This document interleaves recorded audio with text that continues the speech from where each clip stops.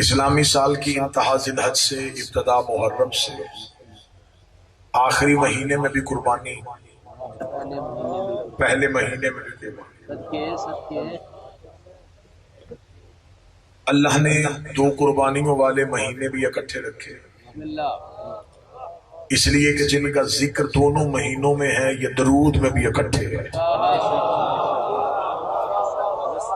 ذی الحج کا چاند آسمان پہ آیا تو جو سب سے پہلی یاد آئی وہ حضرت ابراہیم اور فرزند ابراہیم حضرت اسماعیل کی تھی۔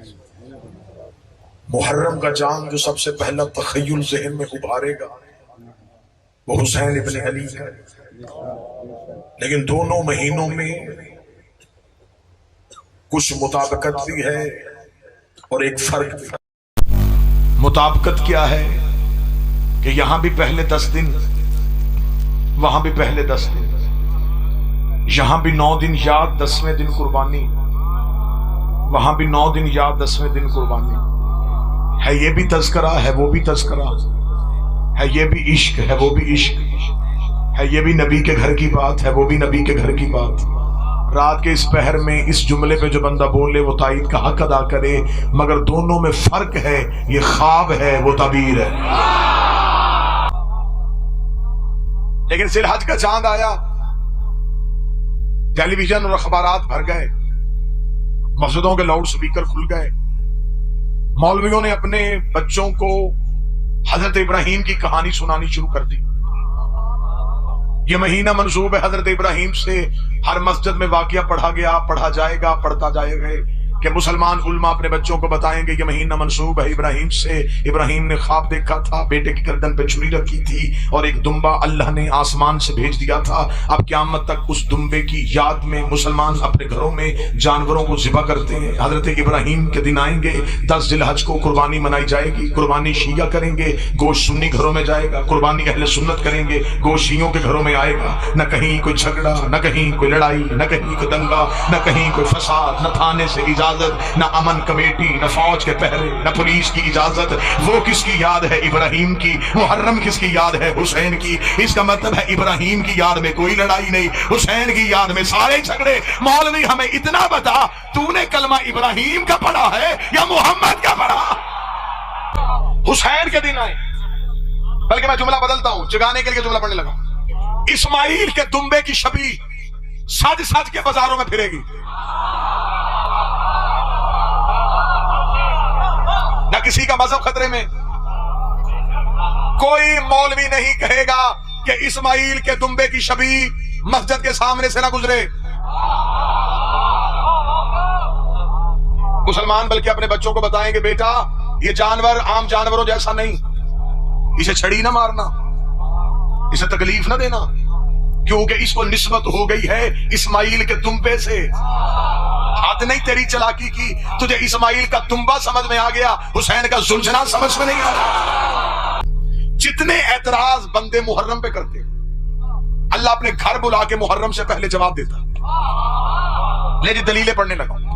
محرم میں سب سے پہلا اعتراض، ادھر محرم کا چاند طلوع نہیں ہوگا، یا آپ کو کہیں نہ کہیں سے کوئی نہ کوئی مولوی کہیں نہ کہیں سے آوازیں بلند کرنا شروع کر دیں گے کہ یہ ہمیں بات سمجھ میں نہیں آتی، امام حسین شہید ہو گئے تو یہ شیعہ قوم سڑکوں میں بازاروں میں جلوس نکال کے یہ اپنے جسم کاٹتے ہیں، یہ زنجیر مارتے ہیں، یہ ماتم کرتے ہیں، یہ خون بہاتے ہیں۔ یہ سب کچھ تو قرآن میں کہیں نہیں لکھا، بلکہ ان کو بہتر سے بہتر حل ہم بتاتے ہیں۔ اس کا سب سے بہتر حل یہ ہے گھروں میں بیٹھنا چاہیے، باوضو ہونا چاہیے، قرآن پڑھنا چاہیے، شہداء کربلا کو بچنا چاہیے، نمازیں پڑھنی چاہیے، شہداء کربلا کو بخشنی چاہیے، انہیں ثواب پہنچانا چاہیے۔ آج کے اس ماڈرن دور میں سانس لینے والا بچہ اس بات کو جلدی قبول کر لیتا ہے کہ یہ بات ٹھیک ہے، بجائے جسم کاٹنے کے، بجائے خون نکالنے کے گھروں میں بیٹھ کے قرآن پڑھتے ہیں، قرآن پڑھ کے کربلا والوں کو ہدیہ کرتے ہیں، اس بات کا اجر زیادہ ہو جائے گا۔ میں محرم سے پہلے شیعہ قوم کی نوجوان نسل کی نمائندہ خطابت کی حیثیت سے یہ جملے کثرت سیدہ میں ضرور کہنا چاہوں گا کہ جو بندے کہتے ہیں کہ کربلا کے شہداء کو قرآن پڑھ کے بخشنا چاہیے، اس مولوی کی گردن پہ میں گھٹنا رکھ کے اسے یہ منوانے کی کوشش کروں گا۔ قرآن ہمیشہ اسے بخشا جاتا ہے جو مرنے کے بعد خود نہ پڑھ سکے، قرآن اسے بھیجا جاتا ہے جو مرنے کے بعد خود نہ پڑھ سکے، اور جو نیزے کی نوک پہ قرآن کی تلاوت کرتا ہو وہ تیری آیتوں کا محتاج نہیں ہے، وہ تیری تلاوتوں کا محتاج نہیں ہے۔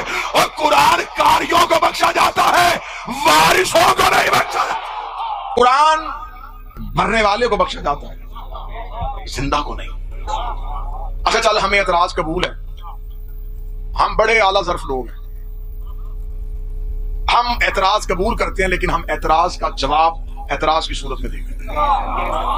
आपने 15 लाख रुपया खर्च करके अल्लाह के घर का तवाफ करने का इरादा किया, आप अल्लाह के शहर में पहुंचे, आपने लब्बैक अल्लाहुम्मा लब्बैक की सदा दी, मेरे अल्लाह तेरे बंदे तेरे घर में हाजिर हो गए, बता हमारे लिए क्या हुक्म है।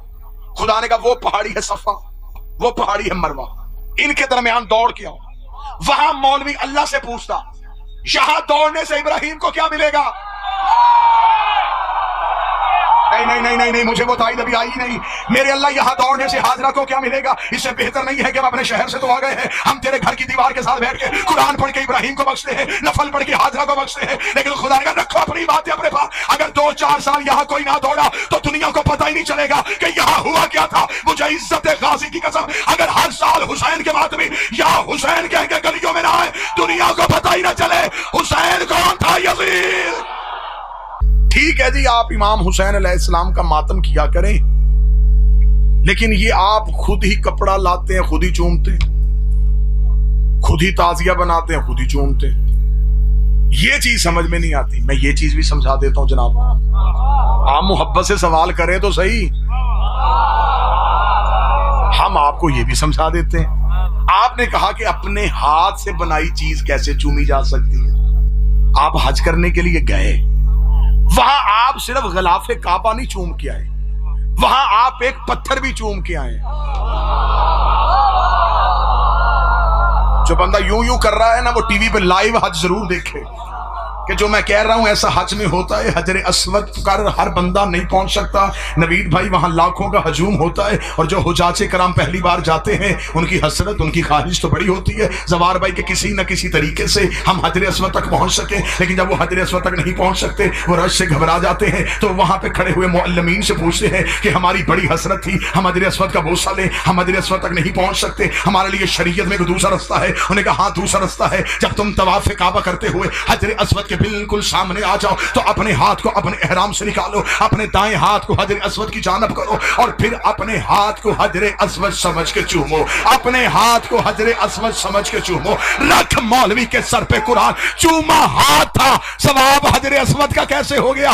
वो कहते चूमते हम हाथ हैं, लेकिन जहन में हजर अस्वद होता है, और चूमते हम ताजिया हैं, जहन में रोजा हुसैन।